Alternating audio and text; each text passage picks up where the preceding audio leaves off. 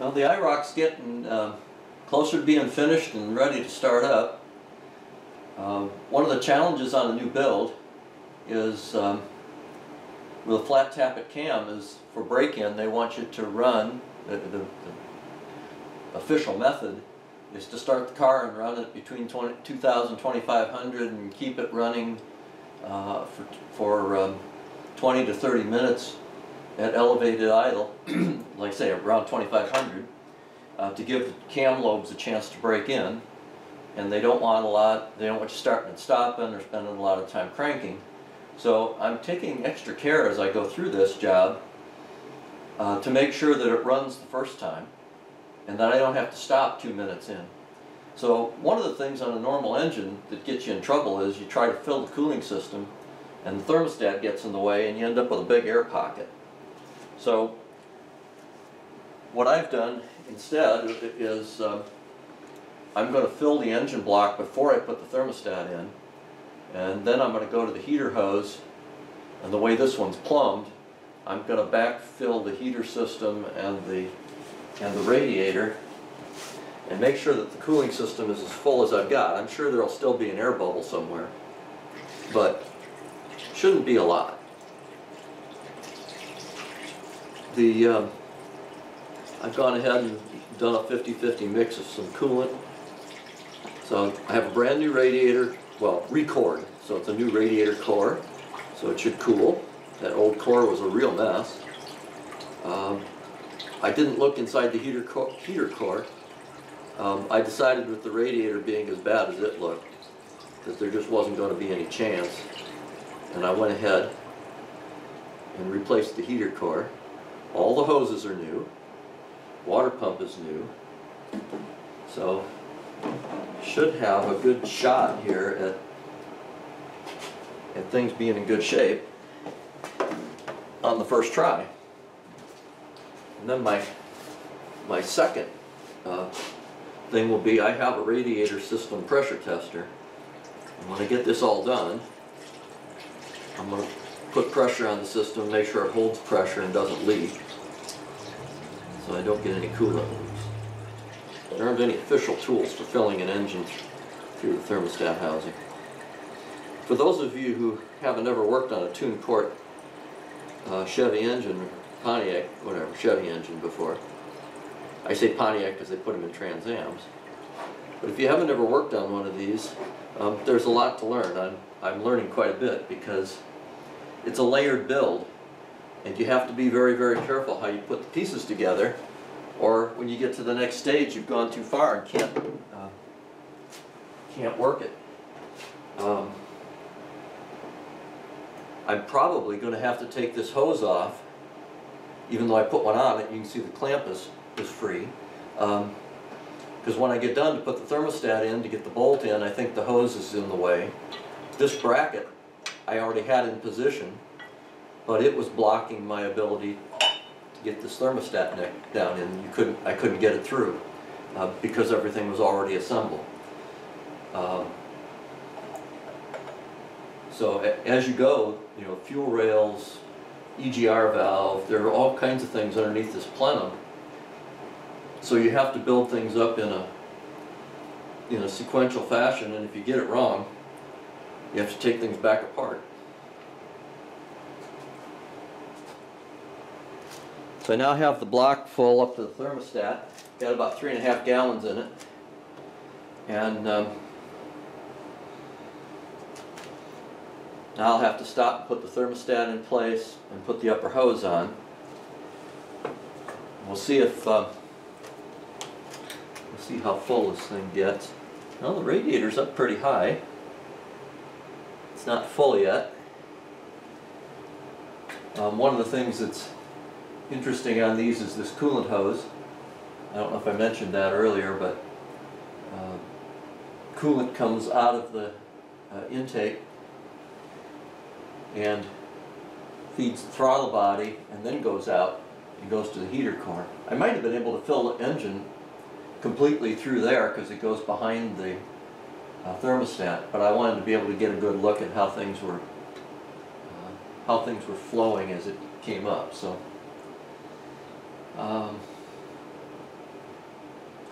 So I need to stop now for a bit. I'm going to install that thermostat and filler neck and upper hose, and we'll see if we can get the rest of the system up. So now I'm going to drop the thermostat in and try to get that filler neck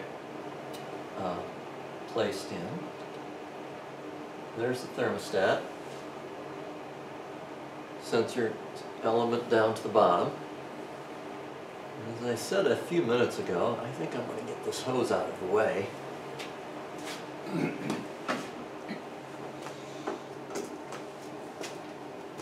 Because it's restricting access to one of the screws that I need.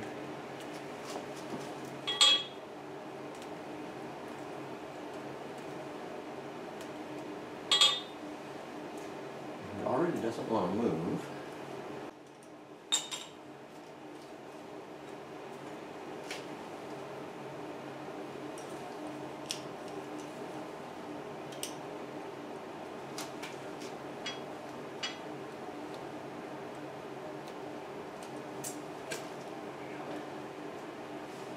I'm a believer in using sealants on gaskets most of the time. There's sometimes where it's not right, but I kind of like this non-hardening number 2. I've been using it for a long time. Just put a light coating on each side of the gasket just to kind of fill the imperfections in the castings.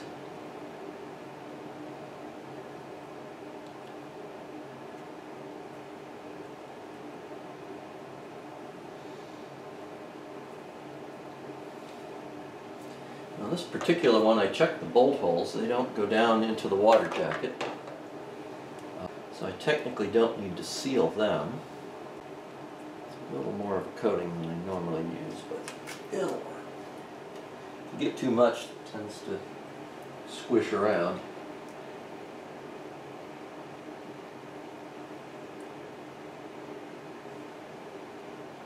Alright. In principle, it doesn't look like they go into the water jacket. I'm going to put a little sealant on the threads anyway, just to be sure. Just in the event that there's a little bit of casting porosity or something that would want to leak around those holes. So we'll get a little there. It's just a little pipe thread compound. Alright. So let's see if we can get this in there now.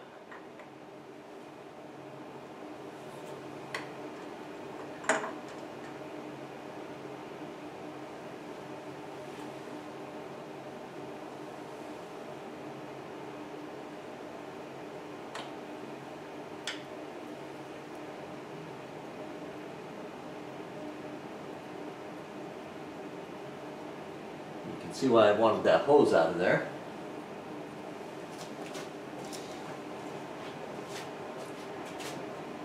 And this one, there's a vacuum line. There's actually a bracket back here that bolts to the intake manifold that holds this vacuum line up. I moved that out of the way also, took the bracket off. To my comments earlier about if you get too far ahead of yourself having to undo things, I had that bracket all mounted on there, but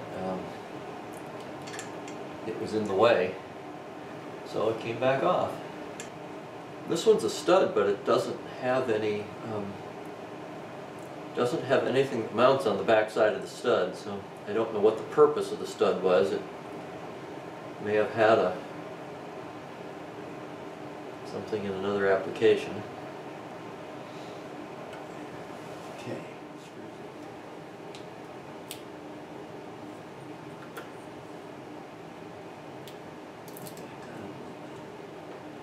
Looks like it's going in okay. Oh, there it goes. I'm very careful about threading bolts into aluminum. I mean, I'm careful in all materials, but aluminum is especially sensitive. So if you get those things cross-threaded, you got a mess. And you can go use helicoils and you can do repairs, but it's a whole lot easier if you spend a few more minutes take it slow and easy and use your fingers. I'd rather be working with gloves on, but then you can't use your fingers. So.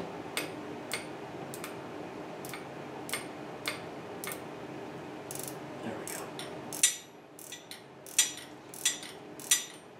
This ratcheting 9/16 wrench has gotten a lot of service on this. This engine,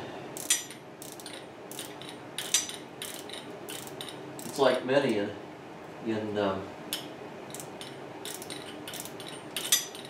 GM cars in the 1980s. GM had a policy that in the metric changeover, all the new things were supposed to be metric, but legacy things didn't have to be, as long as the assembly plant could assemble with all metric tools. So I worked as a supplier to GM in those days, and we'd use standard SAE North America fittings, and then we'd put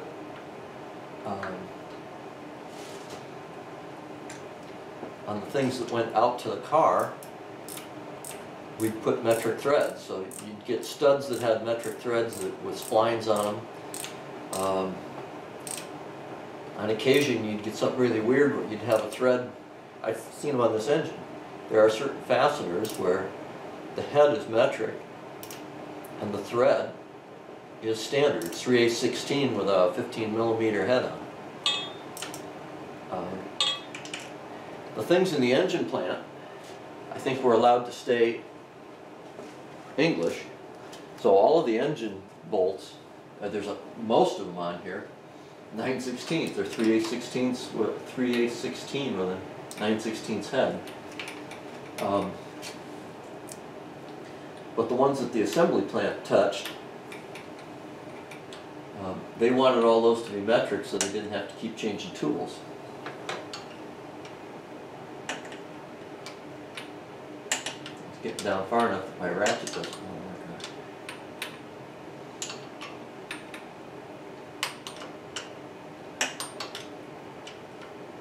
You take about 90% of this engine apart with a 9/16 wrench, and you get all these accessories and so forth. So it's kind of an interesting mix. I think if the engine plant dressed the engine, it was an English thread. If it went to the assembly plant for the car, then they wanted everything to be metric. And so as you go through these things, sometimes they'll drive you crazy because you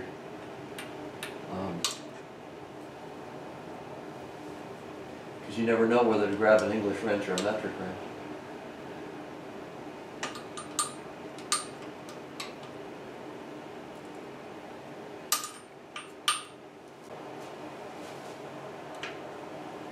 This is going to be a real bear to get a torque wrench on, so I'm just going to pull on them with an end wrench as best I can. Normally one of those ought to be 25 or 30 foot-pounds. Maybe a little less going into aluminum. I gotta get a wrench with an offset on it now. I have a pretty good set of 9/16 wrenches. And if one doesn't work, try a different one.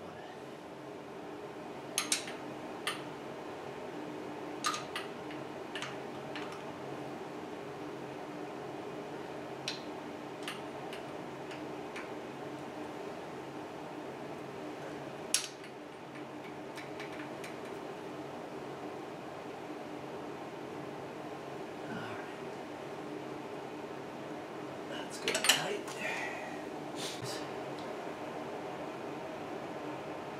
Just have to be careful not to drop anything down the hole. Alright, so once that's in, this was the bracket I mentioned, and it bolts into the intake right there. And all it does is support this hose, and the hose goes over to the vapor canister. It's the purge hose for the charcoal canister.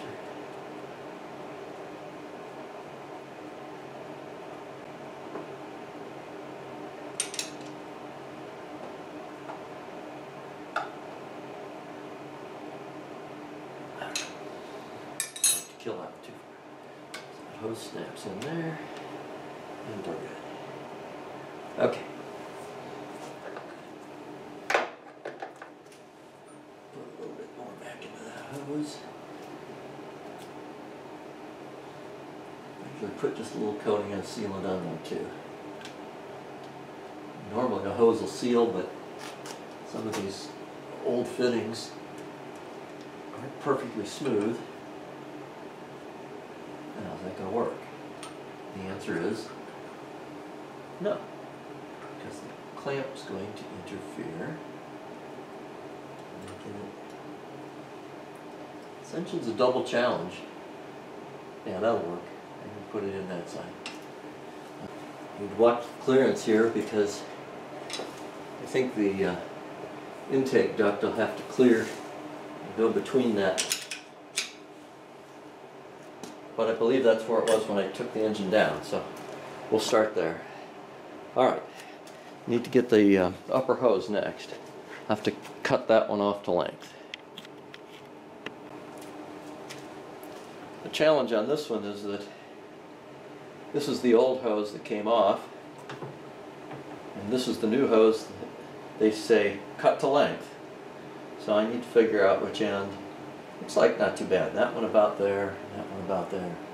I had an AC Delco hose that had about a bunch of bends in it, and I sent that one, I gave that one back because I couldn't figure out how to cut it to length. But this one matches up, it's a Daco, this one matches up pretty good. So about half the stuff on this engine, half the belts and hoses are AC, about the other half are Daco, and there's a Gates dropping in here and there. Just depends on who carries the right hose. This hose isn't available anymore, but I was able to go through it was the Gates catalog and find one that I was able to, that was close enough. I was able to cut the ends off. All I needed was a 180-degree hose, you know, in a J shape, and that one works pretty good. So let me go cut this. Test fitted here. Yeah, it's going to go on just fine. Okay. So same drill, a little bit of goop here.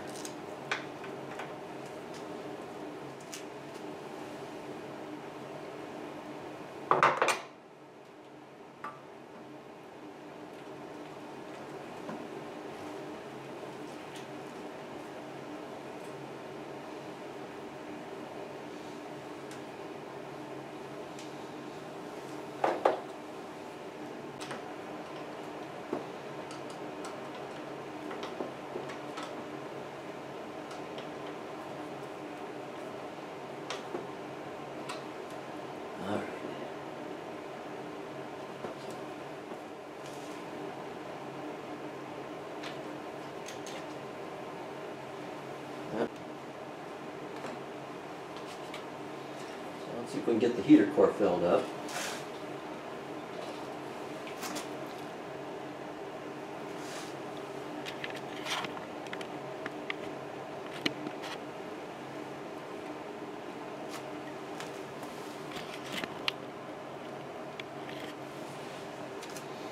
I'll add here until the radiator looks like it's full and or it overflows, but I think go to the radiator opening first.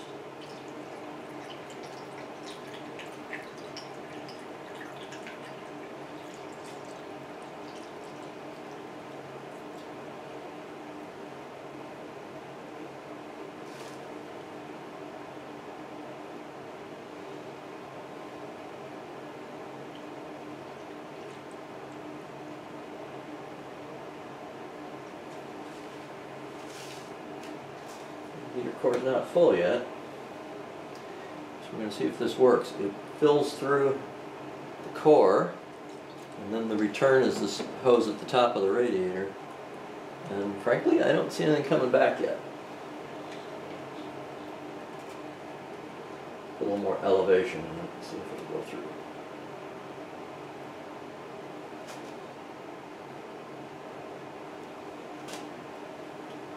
Not going to flow. But I didn't figure on filling the engine that way.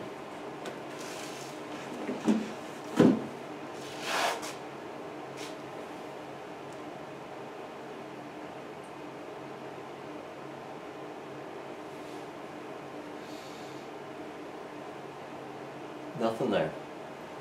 Alright, well that was an experiment that didn't work so well.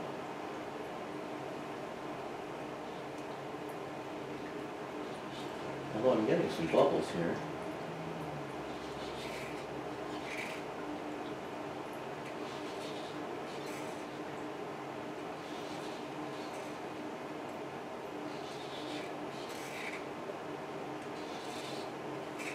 I don't know what the effect is, but there it goes. Finally, it had an airlock in it. I finally went through the airlock and I can see coolant coming to the radiator.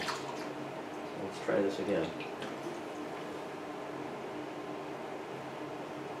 Yep, it's flowing through the heater core now. Excellent. Excellent.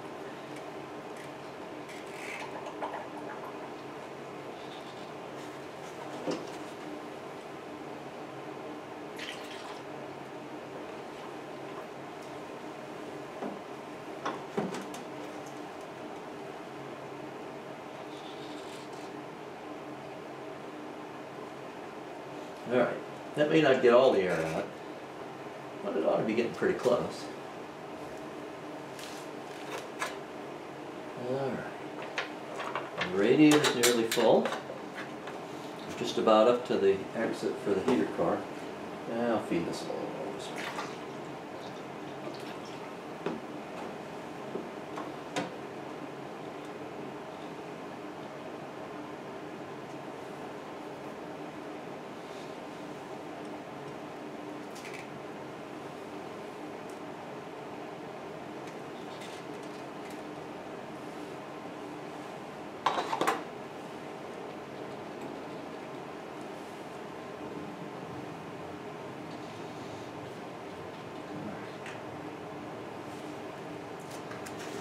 I really don't want to have a big mess over here, so let's put a couple paper towels in.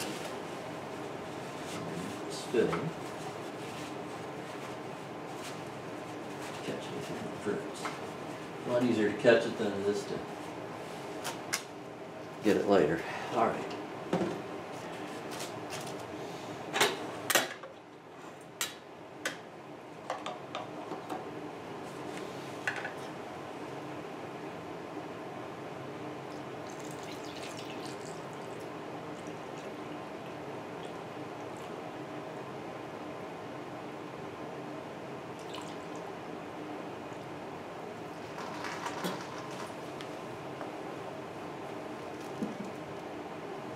I think that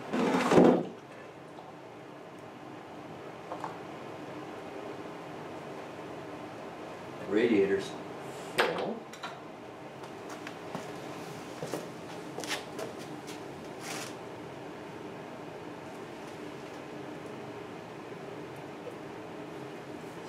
We need air on this hose.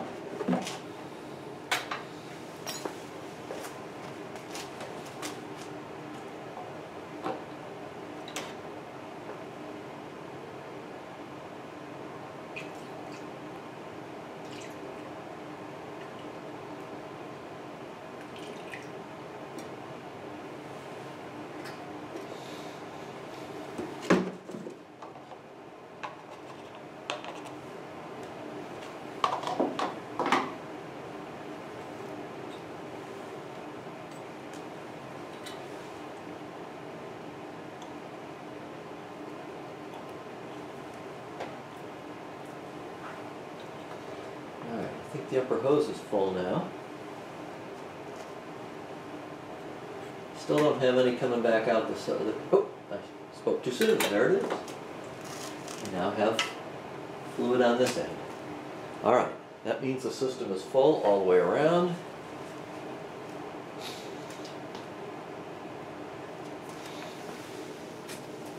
Get my glove here and scoop up the end of that hose a little bit.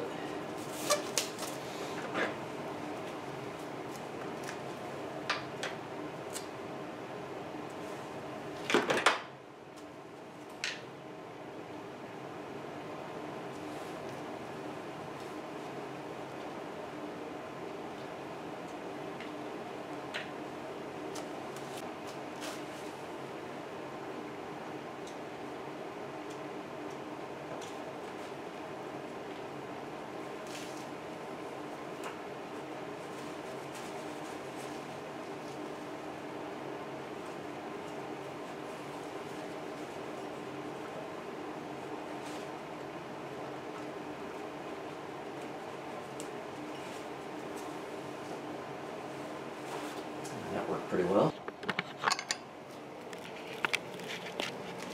So at this point we got all the hoses on. Just need to tighten that one clamp. The radiator has coolant in it right up to almost to the top. I've got 16 quarts in there. I guess I'm going to have to get a little bit more.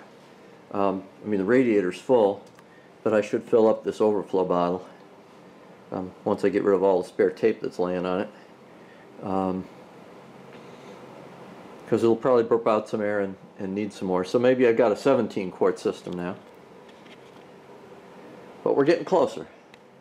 Now I can put the AC bracket back, start laying in. I need to finish connecting spark plug wires and start to put accessories and belts on. Run the air conditioning lines back.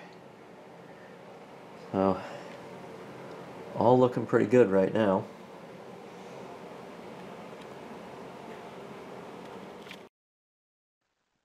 Just for reference, here are the parts, the belt and hoses that I put in this build. The main one I would note is that U-hose for the intake manifold, that Gates number. I went through their whole catalog until I found one that has the right shape, and if you cut the ends a little bit shorter, matches the original pretty darn close.